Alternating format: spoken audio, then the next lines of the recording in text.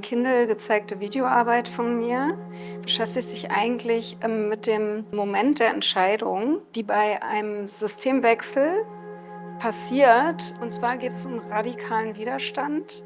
Und im Grunde genommen ist ja eigentlich jeder mündige Bürger gefragt in so einer Situation. Gerade wenn es, wie wir ja auch in Europa sehen, um Rechtspopulisten geht, vielleicht schon im Vorfeld zu entscheiden, was macht man dann eigentlich? Es geht um ein junges Journalistenpaar, das auch ein Liebespaar gleichzeitig ist. Und der Film ist im Jahr 2039 angesiedelt. Im Grunde genommen ist es halt auch ein bisschen so eine postapokalyptische Geschichte. Denn in dem Land, in dem sie sich befinden, das wird nicht benannt, hat halt vor ungefähr einem Jahr ein Regierungswechsel stattgefunden. Und diese beiden Journalisten haben zuvor halt auch für die öffentlich-rechtlichen Medien gearbeitet und haben halt ihre Jobs verloren und sehen sich jetzt halt vor dieser Entscheidungsphase, was sie machen. Unlike in 1933, the collapse of democracy in Europe took the form of a gradual process. However, the basic patterns of disinformation and manipulation have remained the same.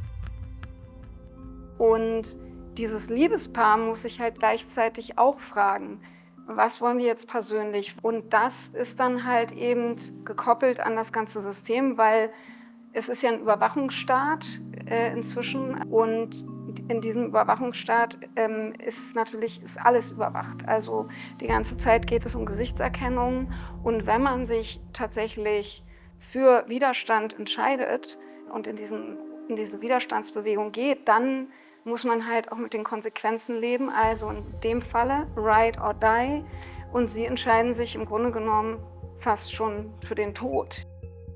Ich denke, wenn auch oft finanzkapitalistische Interessen im Vordergrund stehen, dann werden viele Überzeugungen und moralische Bedenken auch schnell mal über Bord geworfen, wie man ja auch im Dritten Reich gesehen hat. In the 2020s, the political elites did not really address the plight of citizens.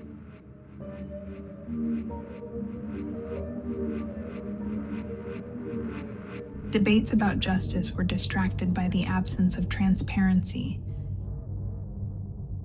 and social cohesion fell apart.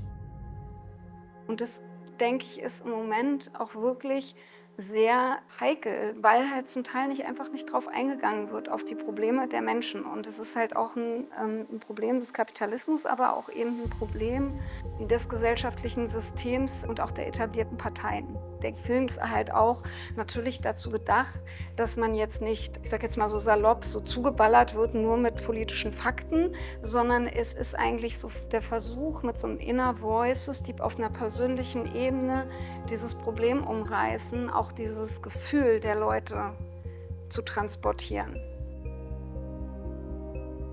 Die installativen Elemente kommen eigentlich daher, dass ich keine reine Videokünstlerin bin, sondern dass ich Videoinstallationen mache und dass für mich diese Unmittelbarkeit des Materials auch immer noch eine Bedeutung hat. Aber diese installativen Elemente sind halt auch ganz wichtig, weil sie zum Teil auch mit den Videoarbeiten verwoben sind, im Sinne von, das könnten zum Beispiel auch eben Settings aus den Filmen sein oder sind halt immer raumgreifend und der Raum verändert sich nochmal darüber.